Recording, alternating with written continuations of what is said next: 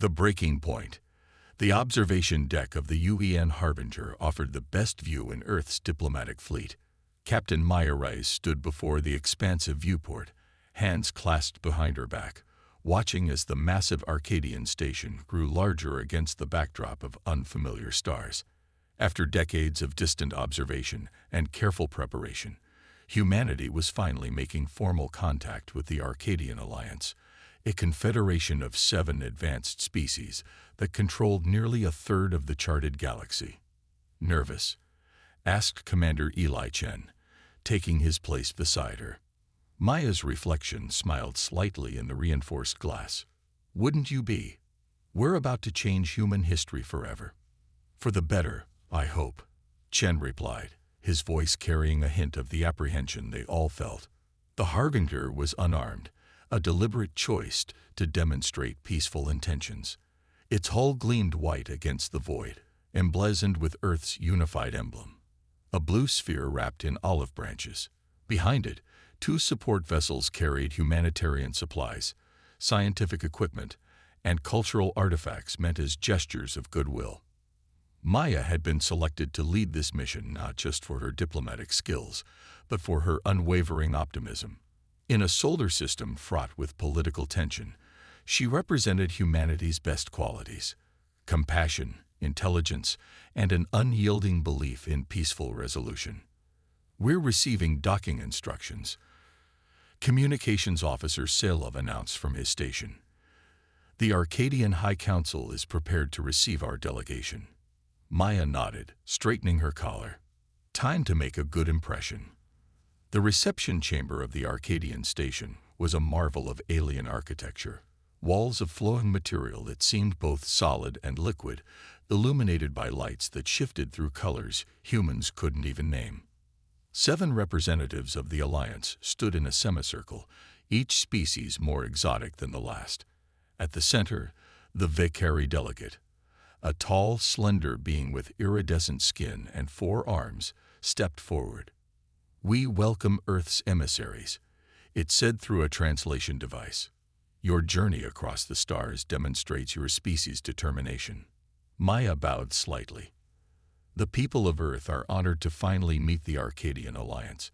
We come in peace, hoping to establish dialogue and cooperation." The diplomatic exchange proceeded smoothly at first.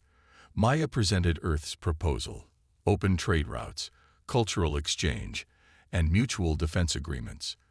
The humans offered medical knowledge and artistic creations. In return, they hoped to learn from the Alliance's advanced technology. Throughout the presentation, Maya noticed subtle changes in the aliens' postures. A tightening here, a shifting there. When she finished, the chamber fell silent. "An impressive proposal," the Vakari delegate finally said, "but we must consult privately." The human delegation was escorted to a waiting area. Hours passed without word. "Something's wrong," Chen whispered, checking his communicator for the 3rd time. "The Harbinger reports unusual activity around the station, ships moving into position." Maya was about to respond when the doors opened. The Arcadian representatives returned, but their formation had changed. The Vakari no longer stood at the center. Instead, a bulky, armor-plated being with multiple visual organs took the lead position. "We have reviewed your proposal," the new speaker announced, its voice grating through the translator. "The Alliance finds it unacceptable." Maya stepped forward. "If there are specific concerns, we're open to." "Your species represents a fundamental threat to galactic stability," the alien continued.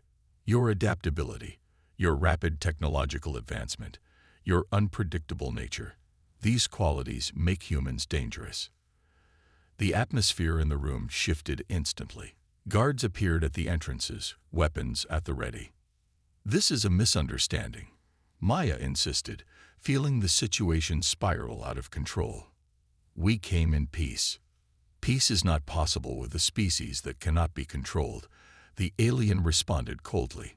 "The Council has decided. Humanity will be contained." A sudden explosion rocked the station. Alarms blared. "The Harbinger," Chen shouted, checking his communicator. They've opened fire on our ships. Maya's diplomatic training gave way to military instinct. Everyone back to the shuttle. Now, what followed was chaos. The human delegation fought their way to the docking bay, losing 3 members to Arcadian security forces. As their shuttle detached from the station, Maya watched in horror as the Harbinger broke apart under concentrated fire from Arcadian warships.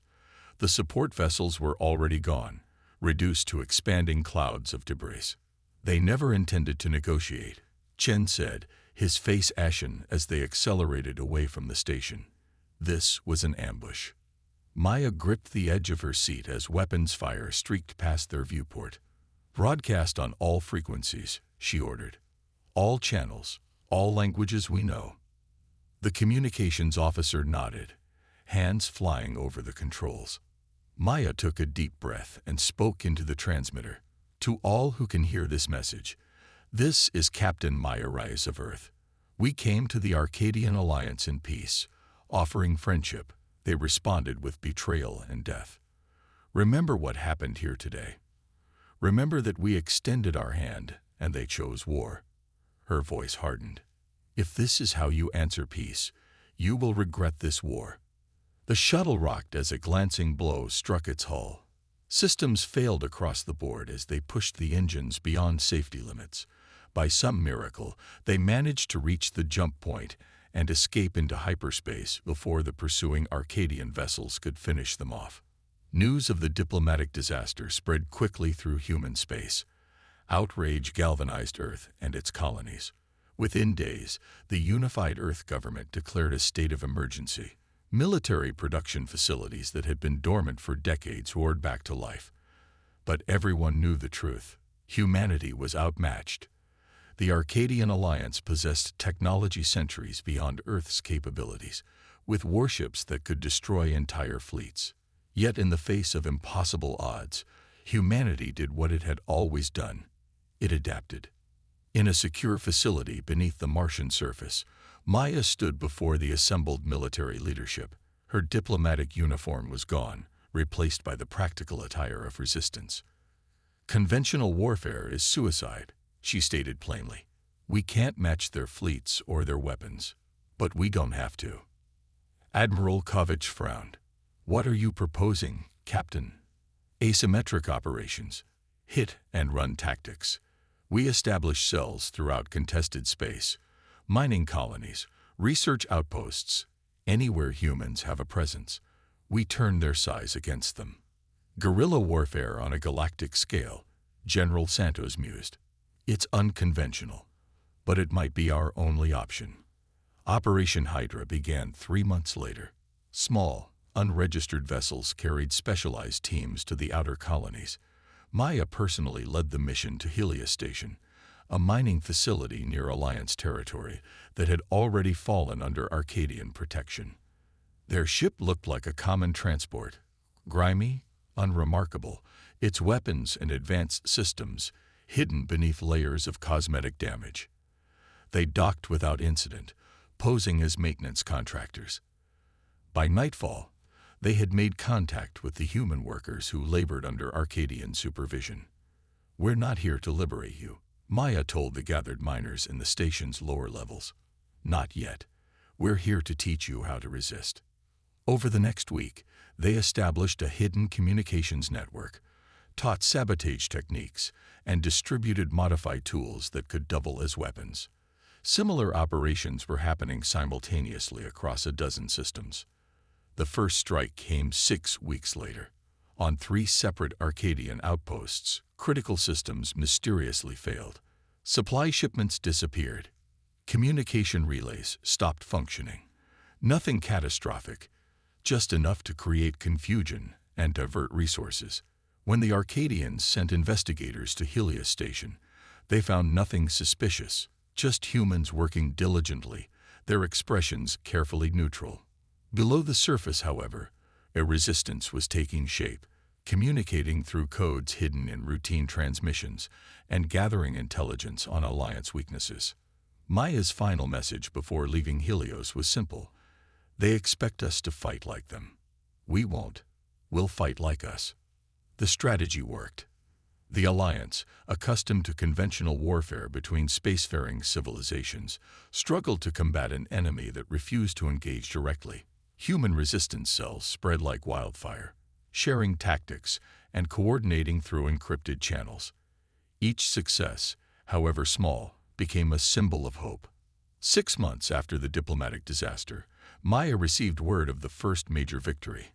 A small human team had managed to capture an Arcadian corvette intact, using nothing but mining equipment and improvised explosives.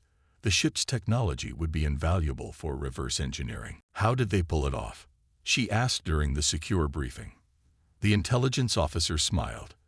They flooded the docking bay with a modified version of the anesthetic gas used in their medical facility. The entire crew was unconscious before they knew what hit them. Maya nodded appreciatively. Human ingenuity at its finest. Across human space, a phrase began to appear, graffiti on Arcadian installations, encoded in resistance transmissions, whispered among colonists. "You'll regret this war." It wasn't just defiance. It was a promise. The unexpected ally. HFY moved through the corridors of the Arcadian research vessel with the precision expected of a senior xenobiologist. Fellow crew members acknowledged him with respectful gestures, unaware that beneath his composed exterior, his thoughts were in tumult. For 3 cycles, he had examined the data collected from human resistance fighters captured during operations in the Proxima system. The results disturbed him deeply. These humans displayed remarkable physiological adaptations to stress, injury, and environmental changes. Adaptations that occurred not over generations, but within individual lifespans. "Your findings, Doctor?" asked Director Shrell, entering the laboratory with the imperious stride characteristic of the Morvath species. Cavail gestured to the display. "Fascinating and concerning. Human neural pathways reconfigure themselves in response to challenges. Their cellular repair mechanisms accelerate under duress. Even their digestive systems can adapt to process compounds that should be toxic." "Weaknesses?" Shrell demanded. Cavail hesitated. "That's the problem. What appears to be a weakness often becomes a strength. Deprive them of resources, and they become more efficient. Isolate them, and they develop new communication methods. Attack them directly, and they adapt to your weapons." Shrell's multiple eye stalks contracted in displeasure. The Council was right to order containment. These creatures are unpredictable. After the director left, Cavail remained in his laboratory, reviewing classified records of the first contact disaster. Something about the official account had always bothered him. Inconsistencies in the timing, missing communications logs, redacted sections in the aftermath report. Using his security clearance, he began piecing together fragments from different databases. What he discovered shook his belief in the Alliance to its core. The diplomatic mission had been compromised from the start. Certain factions within the Arcadian leadership had determined that humanity posed a long-term threat based solely on predictive models. The attack on their vessels wasn't a response to aggression. It was premeditated elimination of a potential rival. The humans had indeed come in peace, and the Alliance had betrayed them. Meanwhile, across contested space, the human resistance was evolving. Maya Reyes, now commander of scattered but coordinated forces, received reports of increasing success. Human mining colonies had modified excavation equipment into formidable weapons. Agricultural outposts were producing compounds that could temporarily disable Arcadian technology. Even civilian transport pilots had developed techniques to evade Alliance patrols. "They're still hunting for a central command structure," reported Chen during a secure transmission. "They can't understand how we're coordinating without one." Maya smiled grimly. "Because there isn't one. Distributed leadership, adaptive tactics, no single point of failure. Their greatest achievement was the development of the Ghost Network, a communication system that piggybacked on the Alliance's own transmissions, hiding in plain sight within the static and background radiation that permeated space. Through this network, resistance cells shared innovations at an unprecedented rate. On the research vessel Empirical Truth, Cavail made his decision. Using encryption techniques learned from studying human communications, he transmitted his findings to a known resistance frequency. "I am Arcadian," his message began. "I have evidence of the truth behind the diplomatic incident. Your Captain Reyes was right. You came in peace. Certain elements within our leadership chose war." For weeks, there was no response. Cavale continued his research, increasingly uncomfortable with how his work was being used against the humans. Then, during a routine supply stop at Proxima Station, he received coordinates embedded in a maintenance request, coordinates for a remote asteroid facility. The meeting was tense. Cavale found himself facing Maya Reyes herself, flanked by resistance fighters with weapons trained on him. "I've reviewed your evidence," she said without preamble. "If it's genuine, why come to us?" "Because principles should transcend species," Cavale replied. "What the Alliance did was wrong. Moreover, it was foolish. This conflict benefits no one except those who profit from endless war." Maya studied him carefully. "What are you offering?" "Information, insight into Alliance technology and tactics, and eventually, perhaps, a foundation for genuine peace, not based on domination, but on mutual respect." Thus began an unlikely alliance. Cavale became the first of several Arcadian dissidents who couldn't stomach the unjust war. Through him, the Resistance gained critical intelligence about Alliance operations, vulnerabilities in their weapon systems, and the political fractures emerging within the Arcadian leadership. The turning point came 8 months into the conflict.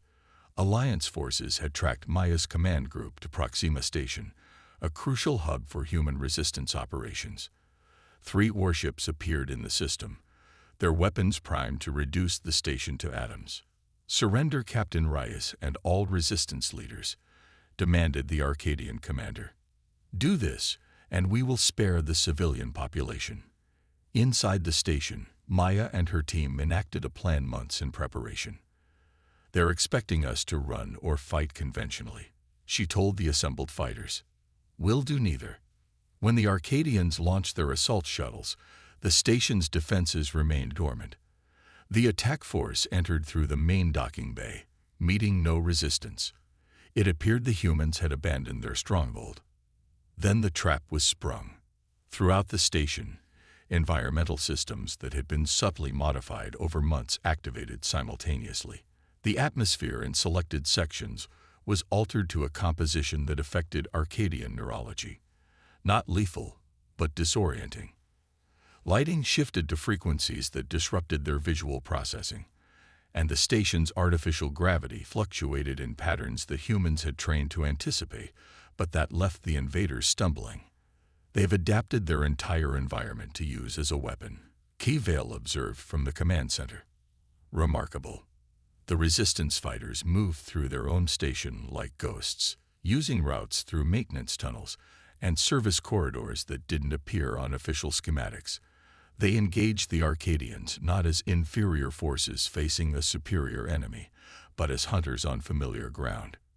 Within hours, 2/3 of the Arcadian force had been captured, their weapons and technology intact. The remaining third retreated in disarray. When the warships threatened orbital bombardment, Maya revealed her final card. "Your ground forces aren't defeated. They're hostages," she transmitted to the Arcadian commander. "And we've taken control of your weapon systems. Fire on us, and your own ships will target each other." It was a bluff, but a convincing one. The Alliance vessels withdrew, leaving their troops behind, the most significant defeat they had suffered since the conflict began. In the aftermath, Maya addressed the captured Arcadians. With Cavale translating, she delivered a message unlike any they expected. "You came to destroy us, but we're sending you home instead," she told them. "Return to your leaders with this message. Humanity did not want this war. We still don't, but we will not be exterminated or controlled." She paused, making eye contact with several of the alien prisoners. "We adapt. We innovate. We overcome. These qualities that your leaders fear are the same qualities that could benefit both our peoples. Remember what happened here today. Remember that we could have killed you, but chose another path. The prisoners were loaded onto their own shuttles and released. Along with them went comprehensive evidence of the true events surrounding the diplomatic mission, Caval's findings, supplemented by recovered data from the Harbinger's backup systems that had been salvaged by resistance operatives. As the shuttles departed, Maya turned to Caval. Will it make a difference? The Arcadian scientist considered the question. Truth is a powerful weapon, especially among species that value empirical evidence. There are many in the Alliance who supported this war based on false information. When they learned they'd been deceived, he left the implication hanging. Division within the Arcadian ranks was already growing. Military leaders questioned strategies that consistently failed against adaptable human tactics. Scientists raised ethical concerns about the treatment of human prisoners. Economists calculated the unsustainable costs of a prolonged conflict. We haven't won, Maya told her officers afterward, but we've changed the nature of the fight. Across human space, the message spread through the Ghost Network: stand firm, adapt, overcome. It wasn't just a resistance slogan anymore. It was becoming the ethos of a species fighting for its right to exist on its own terms. That night, Maya recorded a new transmission to be broadcast on all frequencies: Alliance military channels, civilian networks, even the secure communications used by Arcadian leadership. "This is Commander Maya Reyes of Earth," she began, her voice steady. "At the beginning of this conflict, I warned that you would regret choosing war over peace. Now you understand why. But this message is different. To those in the Arcadian Alliance who recognize the injustice of this war, who see the potential in cooperation rather than conflict, we are listening. You have seen our resilience. Now witness our capacity for reconciliation." She glanced at Caval, who nodded encouragingly.